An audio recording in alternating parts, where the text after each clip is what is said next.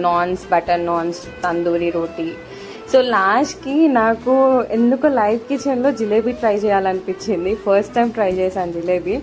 నేను స్వీట్స్ చేస్తాను, బట్ ఎప్పుడు నేను ఇంట్లో జిలేబీ ట్రై చేయలేదు. బట్ నేను ఒకసారి ట్రై చేయొచ్చా అంటే దే సైడ్ ఓకే. నేను ట్రై చేశాను, నాట్ బ్యాడ్. సో అది ఎలా వచ్చిందో కూడా మీకు చూపిస్తాను.